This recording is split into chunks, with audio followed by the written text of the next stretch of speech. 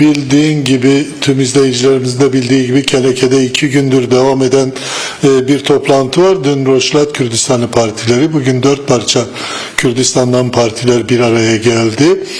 Toplantı hala devam ediyor. Kısa bir toplantı arasında aynı zamanda toplantının divanında da bulunan Keneke Eş Başkanı Sayın Ahmet Karamuz konuğumuz. Sayın Karamuz, hoş geldiniz. Teşekkür ederim. Çok zamanınız yok ama hızlıca da ben doğrusu dünkü toplantıda, bugünkü toplantıda önemli, çok da kritik bir dönemden, bir süreçten geçiliyor. Bu toplantılarda temel olarak tartıştığınız olgu ne? Özellikle bugün yapılan Rojava'ya dönük toplantıda katılan Kürdistani partilerin tutumları, yaklaşımları ne? Bu önümüzdeki dönem pratiğine nasıl yansıyacak? Çünkü çok kısa bir süre var. 15 günlük bir ateşkes süreci ilan edilmiş ve belli ki uluslararası güçler pek bir plan değişikliğine gitmeyecek. Kendi planlarını dayatmaya devam edecekler.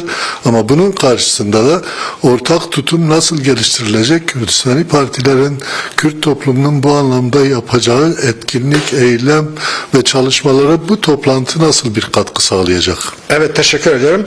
Aslında dünkü toplantı sadece Rojava Kürdistan'la sınırlıydı ve bu toplantının hazırlığı gelişmeleri, yani bu son Orta Doğu'daki gelişmeleri, özellikle Halep'in Eşrefi ve Mahsut katamlarından önce planlanmıştı. Çünkü biliyorsunuz uzun bir dönemdir Rojava Kürdistan ve İran'ın genelinde bir halk ayaklanması söz konusuydu ve bu süreçte mevcut olan daki gelişmeleri ve hatta ortak bir tutumun birlikte bir zeminin hazırlanması, bir güç birliği eğer olanak el verirse bu daha farklı bir düzeye taşıyıp birlikte hareket etme, ulusal birlik konusunda, ulusal birlik yani Roşlat nezdinde bu konuda bir çalışma amacıyla yapılmıştı. Dünkü toplantı bütün Roşlat siyasi partiler, örgütler, belli şahsiyetler katılmıştı ve orada gerçekten de Rojava'daki gelişmeleri bütün Orta Doğu ve bölgedeki gelişmelerden soyut olarak değerlendirmiyoruz. Çünkü İran'daki gelişmeler ve özellikle Rojava Kürdistan konusunda orada hangi rol ve misyona sahip, bu konseptin, bu planın, bu stratejinin bir parçasıydı. Ve orada gerçekten de çok verimli ve çok önemli bir toplantı. Herkes aynı görüşte olduklarını ve birlikte hareket etme ve birlikte tutum alma. Eğer önümüzdeki günlerde daha farklı bir düzeye taşıyıp ve merkezi düzeyde bir güç birliği veyahut da daha farklı bir birlikte hareket etme koşulları arayıp ve birlikte hareket etmeye ortak bir strateji etrafında birleşir ve bu şekilde mücadelenin devamı. Fakat esas sorun aslında şu anda Rojava'daki gelişmeler, Suriye'deki gelişmeler, biliyorsunuz aslında belki ilk etapta yani Şeyh Mahsud ve Eşrefiye ile sınırlı kalacağı ve bu orada işte bir takım anlaşmalara, farklı anlaşmalara sahip olup olmayacağı konusunda, fakat ortaya çıktı ki plan, strateji ve özellikle Kürt halkına karşı topyekün bir yok etme stratejisi, planı ortaya çıktı ve herkes tarafından artık biliniyor. Bugünkü toplantı Kürdistan'ın 4 parçasındaki ve diasporadaki siyasi kurum ve kuruluşlar, şahsiyetlerle birlikte bir toplantı halindeyiz. Rojava'daki durumun değerlendirilmesi yapıldı. Aşağı yukarı herkes yani bu işte süreci nasıl değerlendirilir? Ortak bir tutum, ortak bir görüş, ortak bir değerlendirme ortaya çıktı. Fakat önemli olan ortaya çok önemli bazı durumlar ortaya çıktı ki bu esas olarak sadece hükümetlerin Türkiye'nin öncülük ettiği savaş Kürt halkının sadece Rojava şahsında değil, Rojava şahsında bir bütün olarak Kürt halkının varlığı, iradesi, hatta kazanımları ve statüsünü ortadan kaldırma amaçlı ve stratejidir. Tabii ki Rojava'daki Kürtler veya hatta birlikte hareket eden farklı bir durum ortaya çıktı. Bu farklı durumun ortaya çıkması ile özellikle Amerika'daki bazı toplantılar belki herkes hatırlayabilir. Yani orada bir ittifak oluştu ve bu ittifakın doğrultusunda bu ayın 4'ünde Paris'te bir toplantı oldu. Özellikle Suriye'deki mevcut olan iktidar veya hatta mevcut olan güçler İsrail'le birlikte bir anlaşmaya vardılar. Ve bu anlaşmanın içerisinde Amerika, İngiltere, Türkiye ve bazı Arap ülkelerin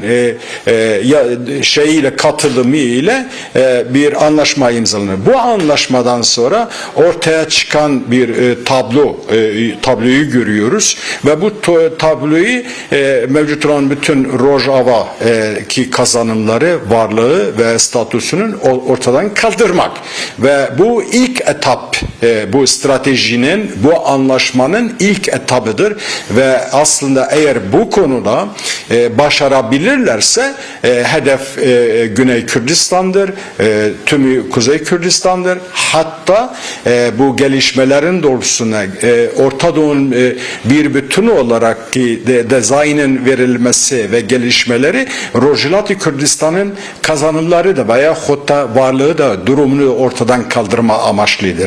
Yani Kürtleri bir bütün olarak ortadan kaldırma anlaşması ve savaşıdır. Buna da öncülük eden de Türkiye'dir. Türkiye bu cesareti gerek böyle bir girişimde bulunmanın gerekleri de veya hatta zemini de aslında Amerika'daki antlaşmadır, Fransa'daki antlaşmadır ve bu konuda öyle görünüyor ki zaten uluslararası koalisyon için DAEŞ'le mücadele koalisyonda bu konuda artık tarafsız kaldığını, Kürtlerle şu ana kadar stratejik bir müttefik güç olarak bilinmesine rağmen tamamıyla Kürtlere sırt çevirerek ve DAEŞ'in ve Türkiye'nin insafına bırakılmış. Tam bu noktada yani somut yapılması gereken ne? Önümüzdeki 15 gün çok önemli deniyor. Bu süre içerisinde akabinde tekrar yeniden saldırı başlayabilir. Dediniz Kürtleri statüsleştirme girişimi var. 4 parça Kürdistan'ı da kapsıyor. 50 milyonluk Kürt toplumunu da kapsıyor. Tam anlamıyla somut ne yapmak gerekir? 100 yıl önceki şeyin tekrar etmemesi için. Aynen. Zaten bunu daha önce de bu konuda değerlendirmeler yapmıştık. Yani tekrardan bir Lozan'ın, bir Sykes-Pico'nun veya hatta Kürt halkının bir bütün olarak ortadan kaldırılması, sessiz kılınması veya hatta statünün verilmemesi konusunda bu değerlendirmeler yapmıştı ve öyle görünüyor ki tekrardan böyle bir sürece böyle bir süreci gerçekleştirmek istiyor. Şimdi biz bu durumu bu toplantıda mevcut olan Kürdistan'ın bütün siyasi parti ve kurum ve örgütlerle ve şahsiyetlerle bu konuyu konuştuk, tartıştık ve ortaya bu sizin de bahsettiğiniz şekilde çok kısa bir süre var önümüzde. Bu süre içerisinde şunu belirtmek isterim ki ilk başta Kürdistan'ın 4 parçasındaki halkı gerek Başur'da, gerek Bakır'da, gerek Rojava'da, gerek diasporada Kürt halkı bir bütün olarak ayaklanmış durumda. Gece gündüz Avrupa'nın bütün bütün şehirlerinde, bütün ülkelerinde süreklilik arz eden ayaklanmalar, gösteriler, mitingler, yürüyüşler ve bu anlamda da gerek siyasi, diplomatik ilişki konusunda geniş bir çalışma söz konusuydu. Önümüze koyduğumuz hedef 3 aşamalı bir program koymuşuz. Acil olan yapılması gereken, bu acil yapılması gereken çalışmalar bütün gücümüzle, Kürdistan halkının bütün gücüyle Rojava'daki direnişe sahip çıkması ve destek vermeleridir. Avrupa'daki çalışmalar bir bütün olarak sürekli bir gösteri, miting ve görüşmeler, diplomatik görüşmeler ve siyasi görüşmeler konusunda da bu konuda ve kamuoyunun hazırlanması gerekirse bu konuda özellikle insani kuruluşları da devreye sokup gerek Kobani etrafında gerek Haseke ve Cezire bölgesindeki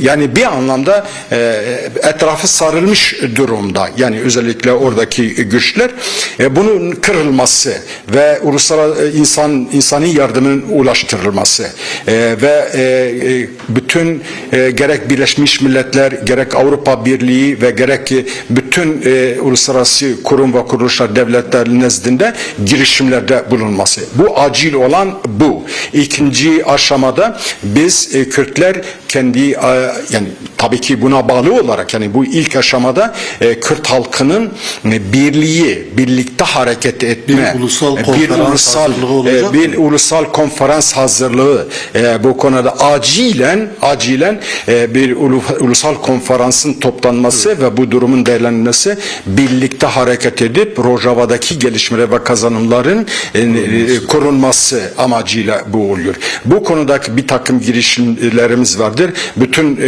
çalışmalarımızı ilk aşamada yani burada açıklamak istemiyorum. Çünkü çok hassas bir dönemden geçiyoruz. İkinci aşama yani bir bütün olarak tekrardan uluslararası bir konferansın toplanması. Üçüncü aşamada ve bu ikinci aşamadaki bu çerçeve içerisinde Birleşmiş Milletler Konseyi ve Amerika nezdinde bu Kürt halkının gerek Türkiye'nin öncülük ettiği ve DAEŞ'in ve bütün DAEŞ'e benzer grupların Kürt halkına yönelik katliam ve jenosaydın gerçekleştirilmesinin önüne geçmesi bu konuda. Ve kuşkusuz ki en son olarak da yani Kürt halkının statüsünün kazanılması Birleşmiş Milletler'de Kürtlerin bir statü ve yeri olma amacıyla böyle bir çalışma planı gerek acil ve en uzun vadeli bir çalışma planı hazırladık. Tabii ben son olarak da şunu söylemek istiyorum. Kürt halkı özellikle Kuzey Kürdistan'da, Başure Kürdistan'da, Rojava Kürdistan'da ve diasporada Rojava halkı, Kürdistan halkı, Kürt halkını yalnız bırakmamalılar.